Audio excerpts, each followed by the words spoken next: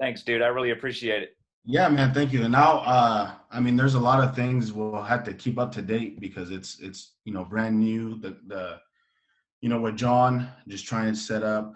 Um, I met John through Twitter, and we got together and we kept meeting up, and now setting up that academy, and then now trying to build this philosophy and culture within the club that we haven't started yet. So now that you know a little bit of it and what context matters. You don't know what someone's going through on No. Twitter. And I know nobody knows like this part of me. Besides John. John really, because we keep up to date trying to set up this club or this academy. So I definitely will keep you up to date on how the coaching education works and how I know there'll be coaches that won't be on board, but I mean, and that's okay. I mean, we'll just it'll work itself out. I feel like if the top man's on board, it'll work itself out. And then I'll keep you up to date too with like our high school spring season and trying to coach club as well during that time. Yeah, that balancing act will be. A balancing act, yeah. I And will. then I'm taking I'm my really son. interested. I didn't want to bring it up yet, but maybe something we talk about later, Yeah, maybe after the season, is how, because I have a wife as well, and she sometimes will be like, I feel like you love soccer more than you love me right now, and yeah. My wife. which I get, and it's but Yeah, I mean, you go on my Twitter. I don't have a wife or kid, so I mean, but my wife understands that Twitter. I mean, I don't know how much time you have, but I'll just keep rambling on. no, I'm good. I'm not in any rush. So, my wife understands my Twitter's my Dolphins, Heat, soccer, life. And I mean, I've gone in. So, something I didn't mention. So, at the high school that I'm at, I was very critical of the clubs within that town, within that that place I was at. Mm-hmm. The place I'm at right now, I was critical of the playing style, things like that. On Twitter, and I got myself in trouble for it. In the sense of like these club coaches really didn't like me, I guess. And I could have gone better about it in a different format, but when you're on Twitter, you think you're on top of the world. So Yeah. that's where I I don't know. was at. Then I get hired at the high school, and the players I'm getting are from these teams that I've criticized. So that was very different. I even had chats with my players like, hey coach, like I know we just started, and we just like one of my senior players, she's like, we've heard things that you've said on Twitter, and we like you, but we don't like that you have said that, so I had to apologize to them and I had to tell them, I'm sorry and it won't happen again. So it's just crazy how social media could be like, you have to be very careful, and like you've done a great job in putting, the correct content, where I've been critical of like, you guys are at this level, but you guys play like trash, or you have these players and you're not taking in, economically challenged players, or, how, just things like that, so now it's just like, you can still have those. I feel like you can still have those opinions, but it's just better to keep it to yourself if it's not bringing a positive light to the program or to yourself, The cool thing about that though is it's, I think for players, they can't see us as being perfect all the time. Right. So for you to turn around and say, look, this is why you have to be super careful about what you post on social, because for them, especially because you hear all the time kids that are being recruited and then boom, the scholarship's gone because they made some derogatory comment or put a picture that shouldn't be up or whatever. So I think those moments, I see them, in a corny way of, because I had the same thing, because when we were going through COVID and we were shut down, I was freaking just blowing it up because we were the only school in the entire county that was closed and all this kind of stuff. Oh, yeah. I got you. Yeah, I remember so then I got pulled in by the AD and he said, look, man, you need to take a chill pill because the superintendent's getting ticked. And he knows you're passionate. He knows you want to play. And so I think, yeah, I think that's good. Not necessarily to tick off other people, but I think No, too, no. I think sometimes it's okay to push back against the establishment a little bit and be like, look, and then it's a great opening, like for the girls to be like, look, here's my take. I have Yeah. high expectations for you. I want to make sure that they're doing that for you. You're getting that experience in every level. So not just with me, but with, and yes, like you said, maybe I could have reached out behind the scenes and said, hey, Yeah, I I should have. appreciate this or whatever. But no, I think that's the best thing too. I think coaches, sometimes we get so hard headed that Yeah, we do, man. we We don't do. understand. Like, I don't understand what you're mad about. Like, you don't see the Yeah. other side of the coin. Yeah, yeah, and yeah, and there was a certain coach. He played at the professional level, and he coaches these girls now. Most of my most of or he has a lot of the girls that I coach at, because I have 45 girls. You know, we didn't even get to and which we will, but like I have 45 girls at each practice at the high school level. Wow. So we have to. I set up the games beforehand. Like I have a planning period. So Mm-hmm. I set up the games, and then we do like a circuit. Like we rotate, half field, two small sided games, and then we just rotate accordingly. And I try to meet with each group and things like that. But yeah, this professional coach, he's the one that took more offense to it, and he emailed me like, "Hey, we actually all want to come out and watch your practice session."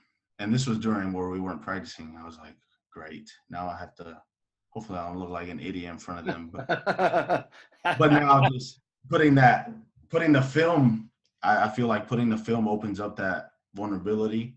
Mm-hmm. And like, you want to watch, here's my practice sessions. Just tell me what you think, tell me. So yeah, just, and then those girls, they're very, where I'm at,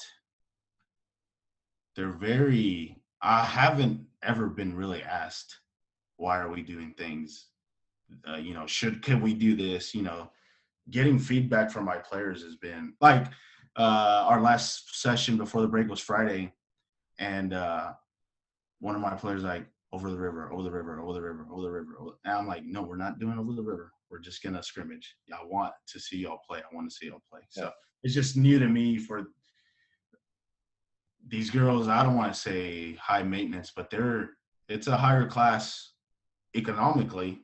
Mm-hmm. Their parents are, have more money than they have better cars than the players have better cars than I. Yes. So, it's different for me because, last year I was in Oklahoma City public school, and Oklahoma City public school, social, not socially, but economically, 90% free lunch or reduced lunch. And I had, but their culture is different in the sense of like they play pickup soccer all the time. They're not club, and then so I was able to, if I told them what to do, this is what they're gonna do. They might not like it, they might complain or something, but they'll do it, and so it's just crazy the coaching journey that we all go through and have to deal with.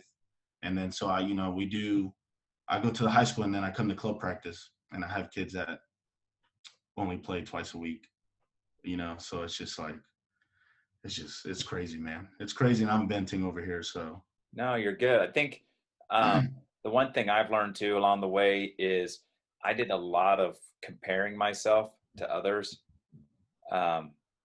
And the more I get into it, I'm like, you can't, because people don't know what, like, I had no idea that, like, the type of club setting that you were dealing with, and like the difference of like between your club versus your high school and the dynamics there. And then even the distance between them with the 45-minute drive and stuff like that. But, I did a lot of always looking like, oh man, if I could play, like, if I could have my kids play like that, or, oh, like they're using this thing, and I go on and look and like, I can't afford to buy that thing. Dude, I can't afford to buy Vio. I'll just use my camera, man. There's no way. Exactly. I'm like, well, I've got an iPhone that I can give to a parent and let them do it, or some old camcorder. I'm like standing there and people are setting up those 20-foot Yeah, poles. big So I'm like, what the heck is going on here?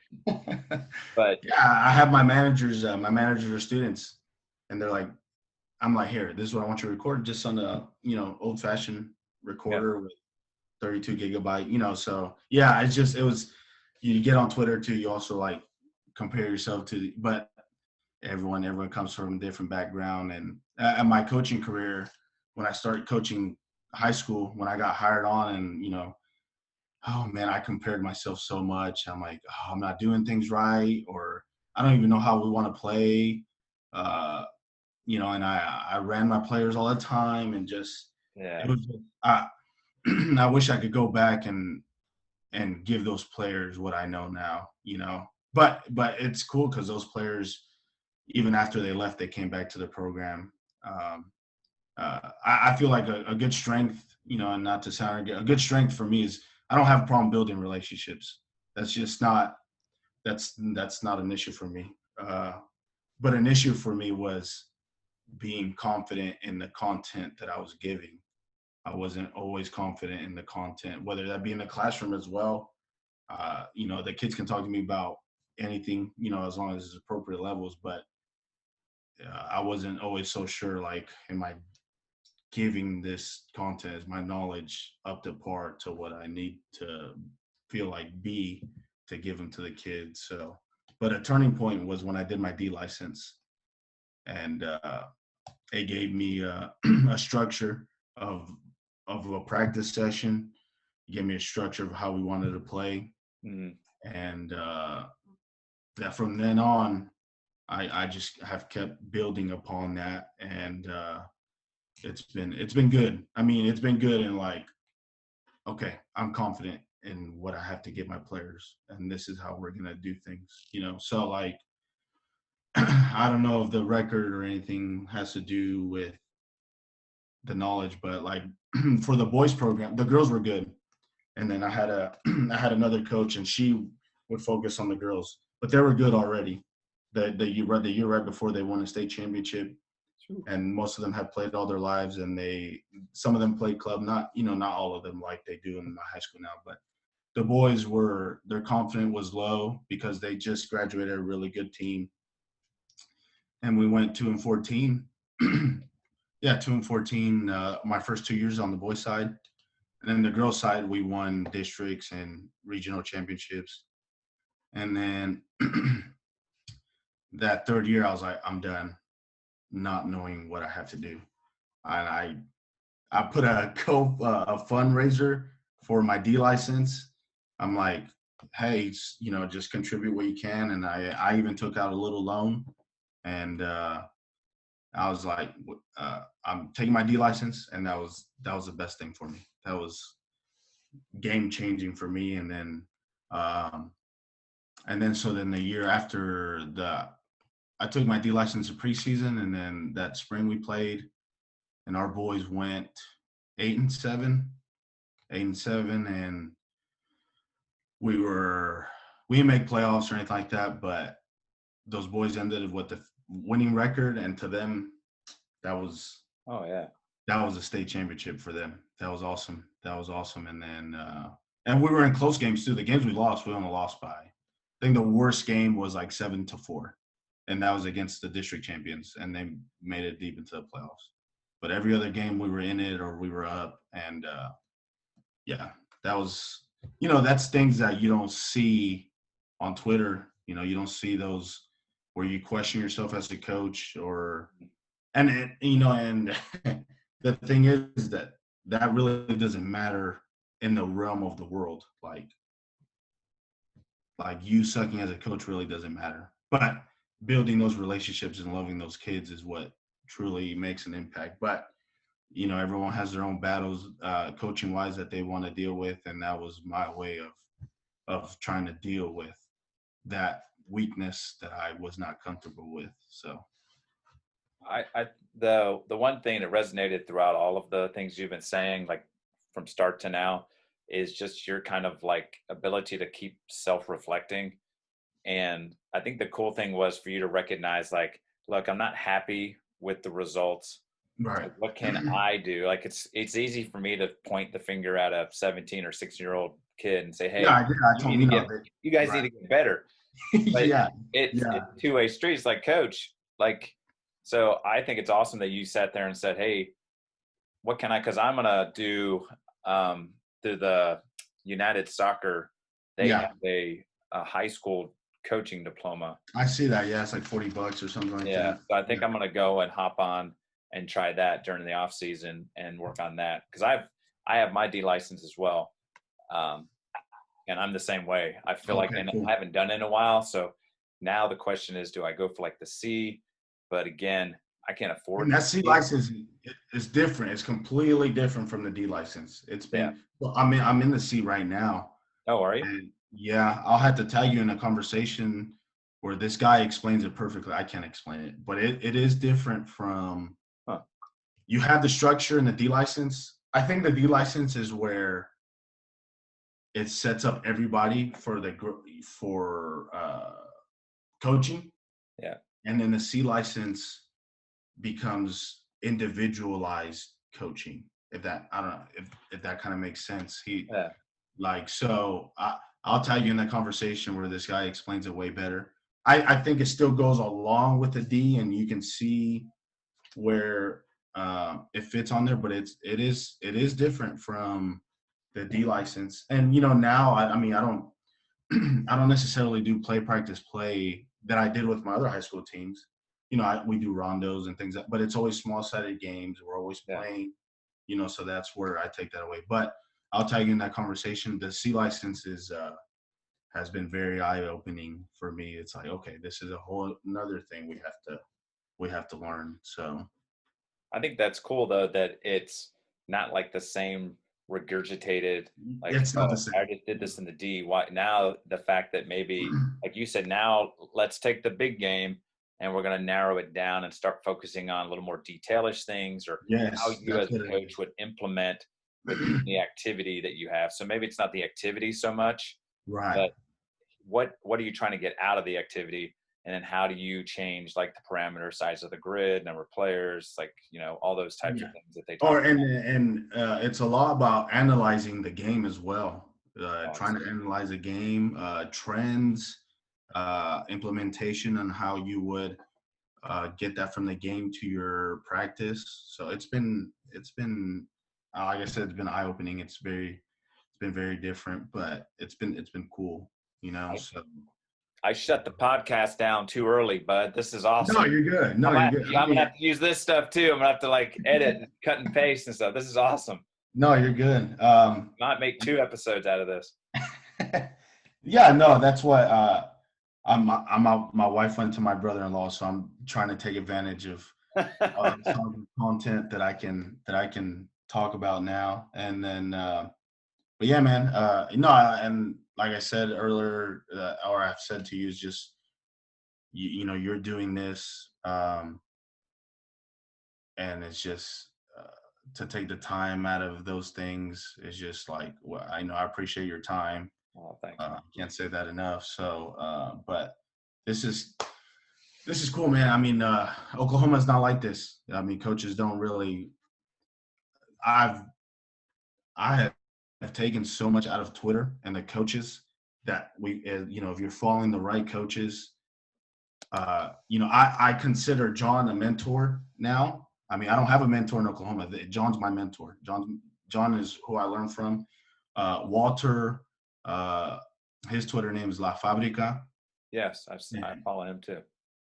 We've been talking for like a year. I mean, just through the DMs, like, and he shares his content with me, and I share the content, and he's always challenging me, asking me questions. Uh, he's another mentor I would consider, and and not a mentor, but a friend in the coaching journey, Yeah. like just things that we can, build upon each other. Ricky Powers is another guy where he puts out great content, and I'm just like, man, this. if Twitter wasn't here, it's just like, where do I learn? I use these activities, I use these things, and then so this and then this new coach came about, or Josh. He's in Arizona. He puts out great content, and Brianna, from Texas, where you shared her Oh yeah, Otis. leadership. It's just like, man, you don't get this stuff. I don't get this stuff where I'm at. There's no way. There's no way I would get this stuff. Everyone's like set in stone, but no one's meeting up. No one's gonna meet up, even without the pandemic. No one's gonna meet up and talk about these things, and then build a relationship upon that. There's just you can go to coaching sessions and all you want, but Twitter and then following up on those actions, man, that's just something I'll always be grateful for sure. It goes along with the idea you brought up about relationship building, which I think is huge between coaches and players. But like you said, there seems to be this kind of like, well, this is my program and I'm just going to run it however. Yeah. Whereas I'm like, I don't have all the answers. So I need input from other people. I need to see what experiences people are going through so that I can say, oh, maybe when I get to that level or that point, like maybe once your club setting gets to a little bit more of a solid level, then you can start trying to do what maybe some of the, in whatever, because I know your wheels are turning with all those ideas, but I think the Twitter thing, and I'm trying to do more of these because that was what my son said, which started this whole, was like, Dad, you keep putting all this stuff out. Yeah. Cool. But maybe you should get these guys on. So that's why I'm trying to do some of these Zoom chats where like 5 or 6 guys come on and hear all these, and they're all like, and again, like guys, the last one we had were people from like all over the US. One was like a goalkeeper coach. So we had a college coach. The guy was a director of coaching of a youth club here in Northwest Ohio. And like, it was just like a mix, and it's really cool to hear. And I think, and then when you hear people say, kind of like you've said, they're running into the same issues you are, you know what I mean? On certain levels. And you go, well, how are you dealing with it? And then you get to hear like, oh, here's what we do. And then if you pick 1 or 2 things from it, but yeah, I'm with you. When you said, if I didn't have Twitter and stuff, I was just thinking, man, if this was 40 years ago and there was no social media, there's no cell phones, you're just kind of coaching in some type of bubble, or like you'd have to drive miles to even find a conference. And like you said, those are usually nice, but then you like leave and then you don't see those people again. Yeah, you don't. Again. Now it's kind of nice because you can hook up with Twitters and messages and stuff, but it's so easy. It's so easy now. I feel like if you're not taking advantage of it in some way, then it's just going to kind of blow right by you. Yeah. Oh man. And that was something, so where I talked about, I'm established now as a coach, or I'm confident in what I want to do. And then, so my daughter started out competitive, so she hadn't played. So there was a small program where the town where the high school is, like, which is 15, 20 minutes away. And then they started a competitive program. And then, so I volunteer assisted that program. And then my daughter played in it. And then we did 2 years of that. And the coach is a friend of mine, a soccer friend of mine. He's a head coach at the high school level. But I felt like I can do things differently. So that's why we left that competitive scene and we went to the rec level. I'm like, I just need to do things differently. And I'll cheer him on and anything he does, but like, I just, everyone has their own way of doing things, but I guess, it could sound just, I don't want to sound arrogant in saying that, but I was just like, I'd rather lead the team than just give suggestions. It's just not, and in some scenarios I'll suggest things, or I'll be an assistant, but like, if you feel like you can do better, why not just go take that chance and feel like, okay, prove it. Like I'll prove it, man. That's fine. So that's how we got to that small soccer club right by us. So that's where we're at now. So that's another, I know I kind of beat on this, but like that's another example of you saying, do I want to follow a path that I maybe am not passionate and believe in, or do I want to kind of break away from what people would say, hey, oh no, you should stay with that club because they're blah, Right. blah, blah. Or Right. do I, and I think that's huge, even like for your daughter to see that, hey, we're going to kind of blaze our own trail because that's what I feel I believe in. That's what I'm passionate about. Um, Yeah, and she that's wanted to so too. cool. Yeah, we talked about it, and she's just like, she cried, and she's like, it's just too much pressure. It was just too much pressure being in that competitive scene, and I said, okay, we'll just go to this other club. You know, they won't be technically as talented, but now she's one of the better players on the team. She felt like she was like the least best player on that other team, but now we need to have her on the team, or things don't run as smooth. Yeah. So. But of course, I still have high expectations, so I always. She can still be better than the best. She can always be better. That's right. And I try not to. I try not to push that. Just it's hard because I'm a coach all the time. Yeah. So but yeah, so that's that. I had to leave that scene, man. Nothing go. And then so the coach that started it was my college coach, my JV college coach. And just like trying to get him to give me feedback, or just, he was never at the practices, and he coaches his own team, like at a different club. So this is a partnership. This is at a different club he coaches at, which is 45, 50. So he couldn't be there. So I was just like, that's where I'm grateful for Twitter. Like, like John has taken his time to, here, Byron, this is what we're going to do. This is what we can do. Or, Walter LaFabrica, or you providing all those questions. And, that's where, again, I'm grateful for it because, yeah. And like, if he saw our team, like, I try to bring him in, like he was my D license mentor, but I never talked to him. I'm like, I don't have one of the, I don't know. I'm by myself. I'm by myself. Like, but yeah, man, it's just crazy. It's just crazy and I'm sure, I mean, I've heard coaching journeys where like people have to drive or and I'm just like, if I drive everywhere, my wife is just going to leave me. So I just can't, there's no way I can do that. So it's crazy, man. I'm just glad. I appreciate you letting me just vent, because we don't get to talk. I don't get to talk about this stuff to really anybody, really. I was on that podcast with Lee, but he was very interested in the, how I coached high school and things like that, and that was very fun. But being able to share your journey, it's like a testimony, like a Christian testimony. Yeah.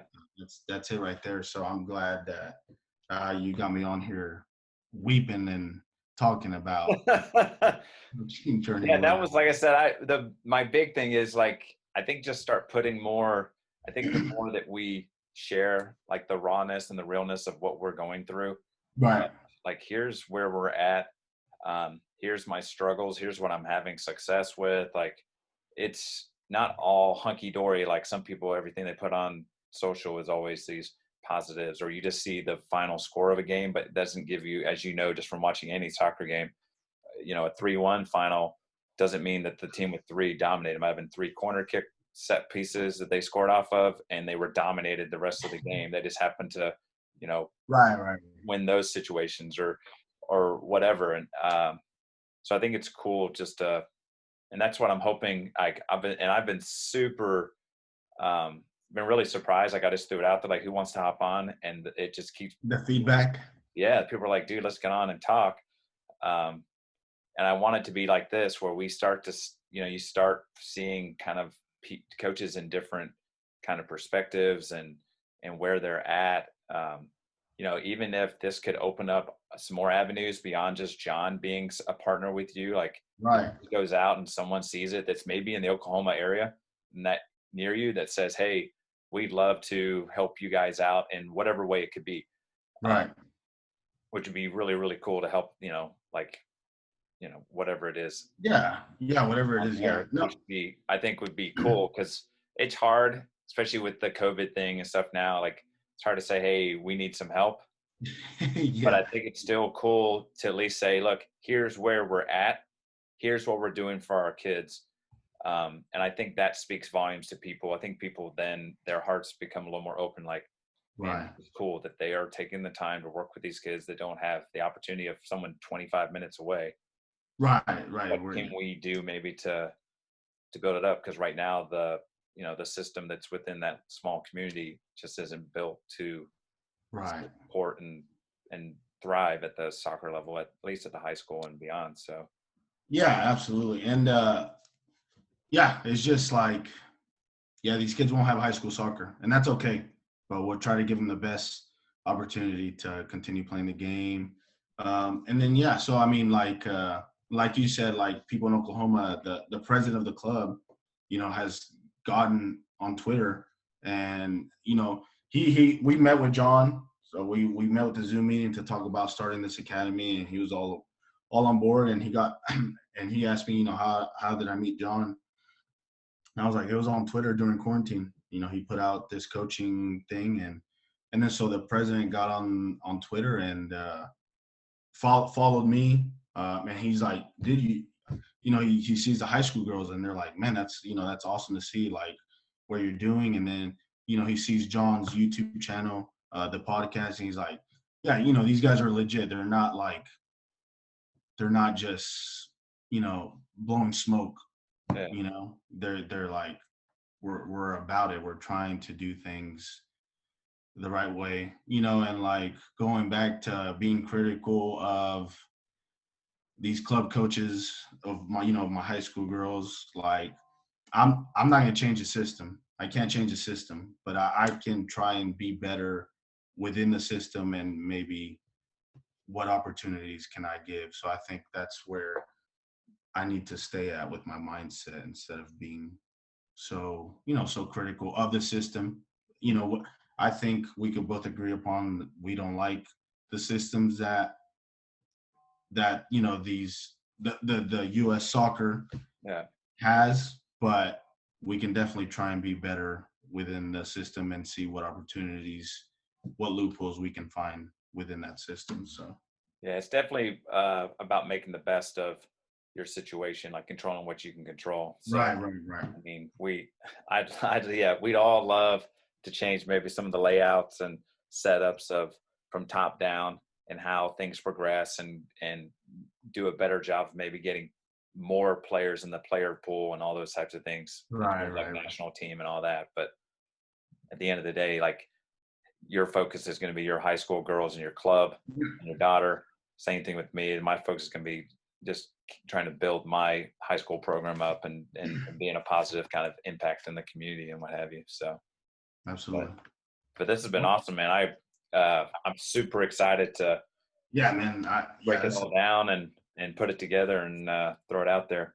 All right, Karen. I think it's going Yeah, to be a no, lot of value to people. So I appreciate it, Byron. I appreciate it, Karen. Thank you very much, man. And obviously, I know for sure we'll keep talking and staying Yeah, in touch. we'll have to do some follow-ups for sure. All right. See Sounds you, good, man. man. We'll see you. All right, bye.